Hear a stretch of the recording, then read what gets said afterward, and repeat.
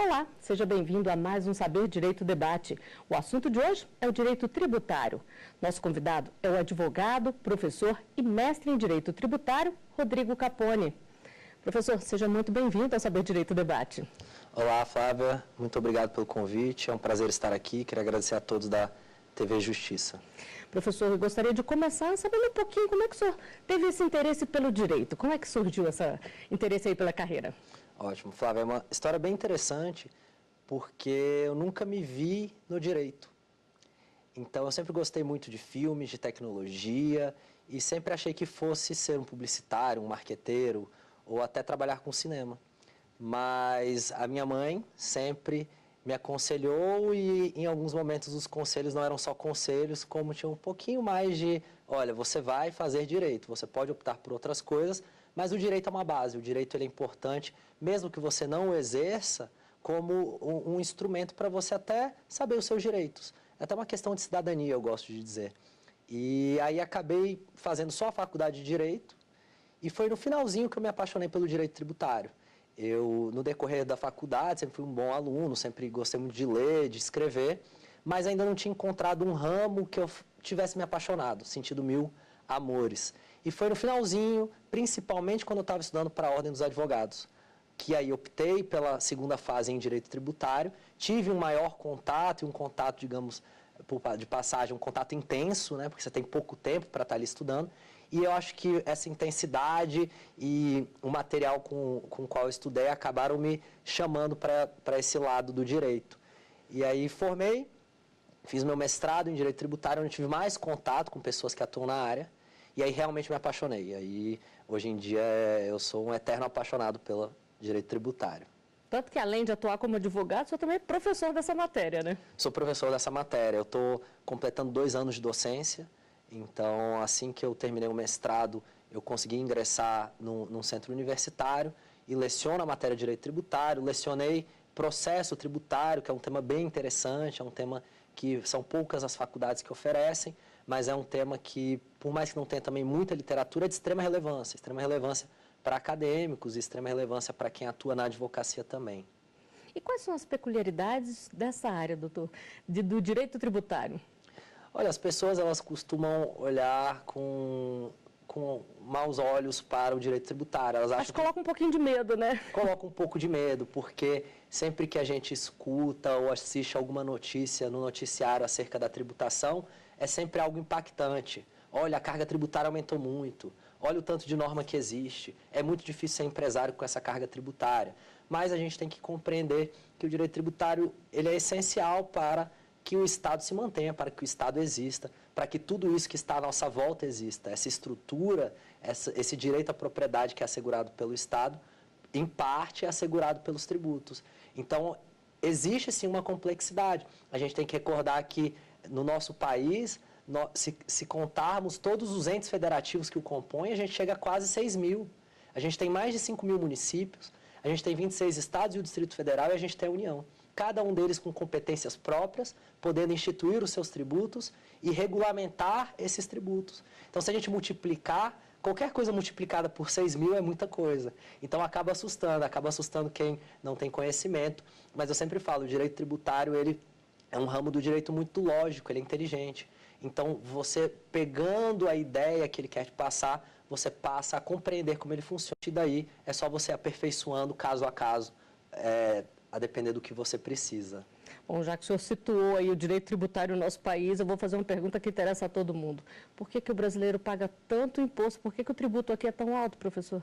Então, essa é uma pergunta bem interessante, porque se a gente for analisar uma série histórica do impacto da tributação na carga tributária do PIB brasileiro, a gente vai verificar que a gente está na média de 32%, 33%. Então, o que isso significa? Significa que de todo o produto interno bruto, 32%, 33% dele é representado pelas receitas advindas dos tributos. E se a gente fizer uma comparação com outros países mundo afora, a gente vai verificar que não é a maior carga tributária. A gente tem a impressão que é, né? Era até uma pergunta que eu ia fazer para o senhor. A gente tem a impressão que é a maior carga tributária, e aqui eu coloco alguns pontos que talvez justifiquem isso. A gente verifica que alguns estudos mostram que o retorno que nos é dado, eles passam essa sensação de que se paga demais e se tem de menos. E por isso que muito se critica a carga tributária. O ideal é se buscar uma carga tributária que seja apta a manter o Estado funcionando, mas, em contrapartida, que se tenha um Estado que devolva aos seus contribuintes, aos seus cidadãos, em serviços de qualidade e por aí vai. Então, essa sensação ela é agravada exatamente por isso, pela sensação que as pessoas têm de que o Estado não está devolvendo pelo preço que está sendo pago. Então, não é a maior carga, tá? Assim, eu sempre coloco, eu sei que as pessoas têm essa impressão, existem outros países que tributam muito mais, mas é a carga necessária, a carga que é necessária para manter o nosso país. Recordo que o nosso país ele tem dimensões continentais. A gente não é um pequeno país europeu, a gente é quase uma Europa, né? Assim, exagerando, mas o nosso país tem extensões continentais. Então, isso tudo tem que ser levado em conta para que a gente possa, então, realmente analisar se a carga tributária é muito elevada, se ela está além do que é preciso. E a gente pode dizer que é um dever do cidadão pagar os tributos? Flávia, algumas pessoas discordariam do que eu vou dizer agora, mas eu falo com convicção que sim. Eu falo com convicção que é um dever fundamental do indivíduo pagar tributos. Primeiro, que é um ato de cidadania. Você é cidadão, você participa tanto das coisas boas como das coisas, digamos, ruins. Não que pagar o tributo seja ruim, mas é um ônus que muitos não querem ter. Porém, é o preço que se paga para ter liberdade. No passado, o tributo ele era um sinônimo de falta de liberdade. Você não tinha liberdade e pagava tributo. Hoje, o tributo é um sinônimo de liberdade. Eu pago tributo porque eu posso ser proprietário. Eu pago um tributo porque eu posso usufruir de um serviço que exige uma taxa como contraprestação. Então, essa minha liberdade ela tem um preço. Além do mais, a gente tem que observar que a nossa Constituição da República ela é uma Constituição que é muito extensa. Ela traz muitos direitos. E existe a ideia de que, não é uma ideia, é um fato, os direitos têm custos. Para que o Estado possa assegurar o cumprimento desses direitos que são assegurados, e caso esses direitos não sejam cumpridos, para que o Estado possa assegurar o seu cumprimento, exemplo disso é o Poder Judiciário. O Poder Judiciário ele vem assegurar que os direitos sejam observados. Isso tem um custo, e esse custo é suportado pelo Estado. Como o Estado iria se manter? Como o Estado asseguraria todos aqueles direitos que todos nós gostamos de usufruir, se ele não tiver receitas? Então, é um paradoxo, que muitas pessoas acabam, não queria pagar tributo. Sem pagar tributo, não teríamos o Estado como concebemos hoje em dia. Bom, nós vamos continuar o nosso bate-papo daqui a pouquinho. Vamos fazer um rápido intervalo antes? Obrigado. O Saber Direito volta já já.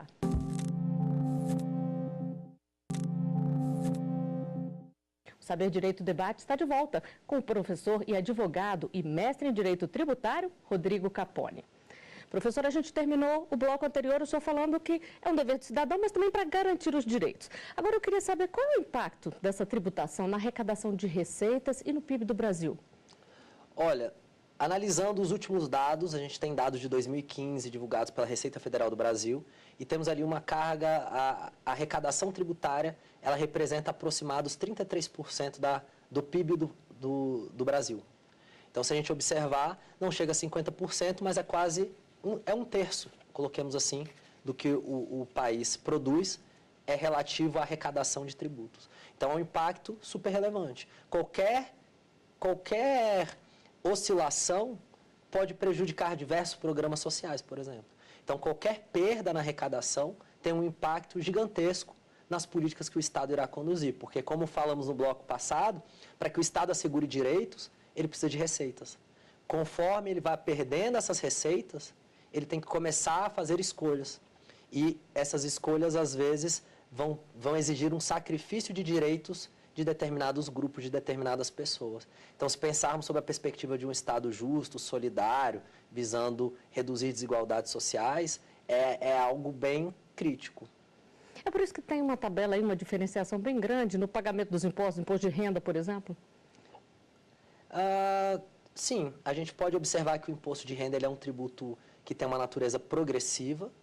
Então, conforme aumenta-se a base de cálculo, maior é a alíquota, resultando num maior valor a ser pago a título de imposto de renda. E ele é o imposto que consegue representar muito bem a progressividade. Ele é um imposto que consegue analisar muito bem a capacidade contributiva do indivíduo. E o que seria essa capacidade contributiva? Quanto ele tem que pode ser retirado do patrimônio dele e transferido para o patrimônio do Estado para auxiliar no custeio das custas da manutenção da coisa pública. Então, o imposto de renda ele consegue mensurar isso. E o imposto de renda ele também consegue mensurar desigualdades. Então, ele consegue verificar se a pessoa se enquadra em alguma situação que autorize que uma dedução seja realizada. Então, a progressividade se expressa muito bem com o imposto sobre a renda. Bom, a gente pode dizer, então, que o direito tributário ele contribui para o desenvolvimento de um país e também para a diminuição dessa desigualdade social? Sim, com toda certeza. Sendo feitas as escolhas corretas, eu gosto sempre muito de ressaltar isso. Não adianta que eu tenha normas que não cumpram com a sua finalidade. O direito tributário ele tem que ser visto como um instrumento apto a levar o Estado a alcançar os seus objetivos. Agora, a partir do momento que as escolhas não são feitas da forma correta, que as escolhas não são feitas pensando naqueles que necessitam mais do Estado, a gente observa que o direito tributário acaba não tendo um uso em prol do bem comum. Ele acaba tendo um uso em prol daqueles grupos que podem manuseá-lo. Então, a gente observa que, sendo feitas, sim, as escolhas corretas, o direito tributário ele vai ser apto a nos auxiliar a construir a sociedade que a Constituição tanto sonhou. E quando é que podem ser concedidos benefícios fiscais para o cidadão? O Estado ele possui algumas autorizações legais que vão possibilitá-lo, então, a fomentar determinadas atividades, vão possibilitá-lo a desigualar determinados indivíduos quando eles se encontrem numa situação que necessitem de uma tutela diferenciada por parte do Estado. Então, um exemplo são as isenções. Se a gente for no Código Tributário Nacional, a gente vai verificar que os entes federativos eles possuem competência. E a competência é para instituir. Porém, eles possuem também competência para deixar de cobrar em determinadas situações. Então, a gente verifica que alguns tributos, por exemplo, o IPTU. No IPTU, o município ele pode, sim, trazer alguns casos nos quais ele não quer cobrar o IPTU. Então, a gente verifica que ele vai poder isentar aquele grupo de sujeitos do pagamento do tributo. Mas tudo isso tem que estar em consonância com a Constituição. Ele tem que respeitar o princípio da igualdade, porque ele não pode desigualar, sendo que não há nada que justifique esse tratamento desigual. Então, o Estado ele tem essa possibilidade visando induzir, visando estimular ou desestimular determinadas condutas. Bom, a gente já falou aqui de direito tributário de forma geral. Gostaria de saber um pouquinho como é que foi o curso do senhor essa semana no Saber Direito. O curso foi bem interessante. Eu tentei mostrar nessas 5 aulas como a tributação serve como um instrumento para que o Estado alcance os seus fins. Sejam fins econômicos, sejam fins sociais e seja a tutela do meio ambiente, que é um tema de extrema relevância nos dias atuais. A gente vê que o direito tributário ele pode sim ser utilizado como um instrumento para estimular a preservação do meio ambiente, para estimular o desenvolvimento sustentável, como pode ser utilizado também como um instrumento para desestimular condutas que acabam por agredir o meio ambiente, esse meio no qual nos inserimos e que deve ser preservado. E além do meio ambiente, o que mais o senhor falou aí no curso durante a semana? Olha, a gente fez uma introdução na primeira aula sobre fundamentos da tributação, que é algo que eu acho muito interessante. Eu acho que a gente tem que compreender como chegamos ao Estado na forma que enxergamos ele hoje. Ele não nasceu assim pronto, estruturado, com instituições democráticas, com um poder judiciário. Não, o Estado ele é uma construção do homem. E é interessante observar como essa construção se desenvolveu no decorrer da história, porque a gente entende por que estamos aqui e o que marca esse momento atual. E a tributação tem um papel importantíssimo nessa construção do Estado, principalmente no que se refere ao nosso estado do bem-estar social. Sem a tributação, esse Estado não é possível, pois não existiriam receitas para que o Estado pudesse ser um provedor de serviços. Falamos um pouco também do direito tributário no Brasil, o que a Constituição nos diz, falamos o que o Código Tributário nos diz. Depois fizemos análise de 3 pontos específicos, um em cada aula, na 3, na 4 e na 5. Na aula 3 a gente falou sobre tributação e desenvolvimento econômico. Como a ordem econômica está prevista na Constituição, quando o Estado pode intervir, quando o Estado pode atuar diretamente como agente econômico e como a tributação pode servir como um instrumento de estímulo, visando induzir a economia para determinados rumos. Na nossa aula 4 a gente falou sobre tributação como instrumento de justiça fiscal, visando utilizar a tributação como instrumento apto a reduzir as desigualdades.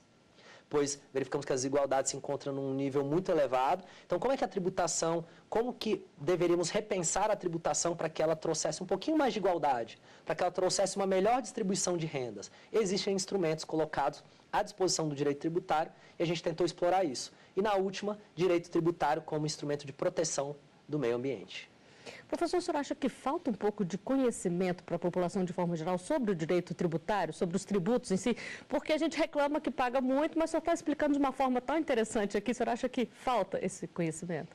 Sim, eu afirmaria com toda certeza que falta uma cidadania fiscal, que a gente gosta de chamar.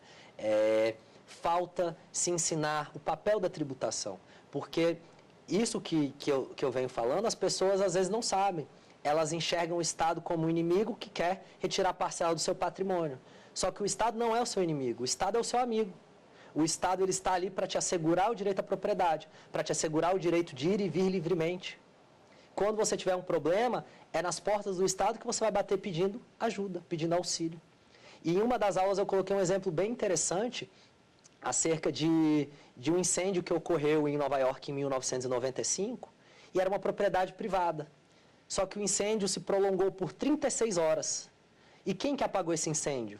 Foram as pessoas com o seu dinheiro privado ou foi o Estado que o fez com receitas públicas? Então, esse exemplo ele é muito bom para ilustrar como é necessária a estrutura estatal e como é necessário pagar o tributo para que esse Estado exista. Bom, nós vamos fazer mais um intervalo e o Saber Direito Debate volta dentro de instantes. Não saia daí.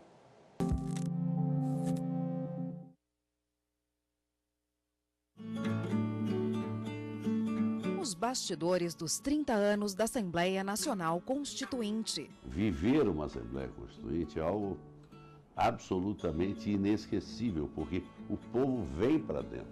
Constituintes, ministros e jornalistas que testemunharam a história. Se ela quisesse declarar monarquia no Brasil, teria declarado. Se ela quisesse ter declarado questões em relação à liberdade de expressão, teria declarado. No Repórter Justiça.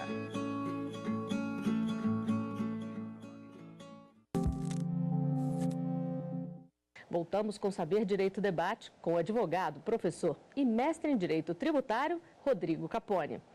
Professor, a gente já falou bastante aqui, tanto sobre a sua aula como direito tributário de uma forma geral, e agora eu queria saber sobre a bibliografia que o senhor indica aqui. O senhor trouxe o livro do Marcos Aurélio Pereira Valadão, Limitações Constitucionais ao Poder de Tributar e Tratados Internacionais. Por que o senhor escolheu este livro? Esse livro, eu vejo ele como um livro de extrema importância, vez que ele faz uma relação entre o direito pátrio, o direito brasileiro e os tratados internacionais. Que quando a gente fala de direito tributário internacional, não existe uma lei que rege todo mundo no que se refere a tributos. Não existe uma lei internacional. Então, como é que os estados se relacionam? Eles celebram tratados e convenções internacionais. E então, por possuir essa importância singular no direito tributário, é importante compreender como que a ordem interna se compatibiliza e quando há um conflito, como esses conflitos podem ser resolvidos. Então, é um livro de extrema importância no que se refere ao direito tributário internacional. E é um livro de fácil acesso ou é para quem já entende mesmo de direito tributário? Esse é um livro que eu acho importante que, antes de se iniciar uma leitura, compreender um pouquinho melhor como a Constituição estrutura o direito tributário. E não entender só o direito tributário, mas como funciona a questão dos tratados. Então, tem que ter um pouquinho de compreensão de direito internacional e também do direito constitucional. O senhor trouxe aqui outro do Eduardo Marcial Ferreira Jardim, Manual de Direito Financeiro e Tributário. Por que esse? Olha, o professor Jardim ele tem uma obra muito consolidada, é um manual muito completo, é bem interessante, ele tem um linguajar bem aperfeiçoado. E eu acho que é muito importante a gente se forçar a ler coisas com uma escrita um pouquinho mais aperfeiçoada para forçar o nosso raciocínio. E aí ele trata sobre temas de direito financeiro, que eu acho indispensável para quem queira estudar o direito tributário também compreender, porque o direito tributário ele se preocupa com uma parte, ele se preocupa com criar tributos, arrecadar tributos. E o direito financeiro vem nos dizer para onde vai esse dinheiro que foi arrecadado. Então, ambos os direitos eles acabam andando meio que de mão dadas. No passado, o direito tributário, o objeto do direito tributário atual, ele era estudado pelo direito financeiro. E aí, depois que o direito tributário conseguiu uma autonomia, ele conseguiu uma autonomia e virou um ramo próprio do direito, com princípios próprios, por normas próprias. Mas a gente vai observar que muitos livros são de direito financeiro e tributário, porque são temas muito próximos. Então, é um livro de extrema qualidade, é um livro onde o professor Jardim se utiliza de ótimas fontes doutrinárias, então enriquece muito aquele que está procurando algo um pouquinho além dos simples manuais. E é o que todo mundo quer saber, né? Onde é que vai parar o dinheiro dos tributos, né? O senhor falou aqui que Exatamente. esse explica um pouquinho do direito Isso é financeiro, importante. né? Bom, nós temos outro aqui, do Valcir Gassen, Equidade e Eficiência da Matriz Tributária Brasileira, Diálogo sobre Estado, Constituição e Tributação. Esse é um livro muito interessante. Esse livro, coordenado pelo professor Valcir Gassen, ele traz diversos artigos escritos por vários acadêmicos do direito, onde é feita uma análise da equidade e da eficiência, ou seja, da igualdade, a equidade, a matriz tributária brasileira, que engloba o sistema tributário e as escolhas para a construção do sistema tributário nacional, pergunta-se aí se ele é eficiente e se ele busca uma equidade, se ele busca uma justiça, se ele busca uma igualdade. E acabei utilizando muito esse livro na nossa aula 4, onde a gente fala sobre tributação e desigualdade, pois é um tema que é bem atual, é um tema importantíssimo. Eu acho que todo mundo tem que ter, ao menos, uma compreensão sobre o que se trata. E eu vejo que o senhor marca aqui os livros, tem tudo anotadinho aqui, são manuais mesmo, né? Eu tenho alguns livros, eu tenho muito livro. Assim, eu falo que eu peguei essa mania da minha mãe, a gente compra muito livro. Às vezes as pessoas perguntam, você precisa de tanto livro? Talvez não, mas às vezes você precisa só de 2 páginas de um livro, que já vai mudar a sua escrita, o seu artigo. Então, é uma fonte inesgotável de conhecimento. Então, eu marco página, dobro página, mas tem alguns livros, alguns clássicos que você sabe que nunca mais vai encontrar, eles estão lá guardadinhos, sem nenhuma marcação, sem nenhum amassado, sem poeira, tá tudo guardado. Mas isso significa que são bem úteis, né, professor? São bem úteis, são bem úteis. Bom, nós temos o último que o senhor trouxe aqui, da Raquel de Andrade Vieira Alves, Federalismo Fiscal Brasileiro e as Contribuições. Esse livro é um livro bem interessante, é um livro da professora Raquel, onde ela faz uma abordagem acerca da forma federativa de Estado. A gente conversou sobre isso nas aulas, querendo demonstrar, com o objetivo de demonstrar que a nossa federação, ela concede autonomia aos entes federativos. E essa autonomia, ela necessita de receitas próprias, para que ela possa ser exercida de uma forma ampla. E aí a Constituição reparte a competência tributária. Só que essa repartição, ela é questionada. Será que ela foi feita de uma forma a manter o Pacto Federativo vivo? Manter o Pacto Federativo prosperando? E aí a professora Raquel faz uma análise acerca da utilização excessiva das contribuições, que é uma figura tributária pela União, em excesso, o que pode vir a prejudicar o Pacto Federativo. Por quê? Porque a União acaba arrecadando e concentrando grande parte da receita tributária nos seus cofres e os outros entes federativos que também precisam de receitas não têm de onde obtê-las. Bom, com certeza vão ser muito úteis para os alunos. E a gente está chegando ao final do Saber do Direito Debate hoje, mas antes eu queria saber do senhor qual é a dica aí, alguma coisa que o senhor ainda não falou para a gente poder repassar para os alunos aqui, para quem está nos assistindo. Eu não tenho falado nas aulas? Bom, deixa eu pensar, a gente teve 5 aulas, eu acho que a gente aprofundou bastante o tema. Mas alguma dica de estudo, por exemplo, de bibliografia além dessas? Uma dica de bibliografia, eu até falei que eu trouxe vários livros, como eu disse, eu amo livro, então eu falei, vou levar vários livros. Eu indicaria um curso de Direito Tributário ao lado do curso do professor Jardim, o curso do professor Luiz Eduardo Chueri, que é um curso de Direito Tributário, que é um livro também excelentíssimo, onde são feitas várias referências a doutrinas de outros países. Eu acho que isso enriquece muito a obra. Indicaria também, saindo um pouquinho do direito tributário, mas de acordo com o que estudamos nas nossas aulas, 2 livros. 2 livros que trazem uma maior reflexão acerca das desigualdades e da democracia no tempo atual. É o livro O Capital no Século XXI, de Thomas Piketty, e o livro O Preço da Desigualdade, de Joseph Stiglitz, ganhador do Prêmio Nobel de Economia. Então, ler sempre, né, professor? Ler sempre. Ler, eu acho que é a base, é o que nos torna maiores e melhores. Professor, muitíssimo obrigada pela conversa aqui. Flávia, eu que agradeço por esse bate-papo super agradável. Espero que com essas poucas palavras as pessoas possam compreender um pouquinho melhor o papel dos tributos. Então, agradeço pela oportunidade, agradeço a toda a equipe da TV Justiça ter me acolhido tão bem. Nós é que agradecemos. E o Saber Direito Debate fica por aqui, mas você pode rever esta edição na internet. Acesse tvjustiça.jus.br. Edições anteriores também estão disponíveis lá. E se quiser mandar um e-mail, é só enviar para saberdireito@stf.jus.br. Obrigada pela companhia e até o próximo programa.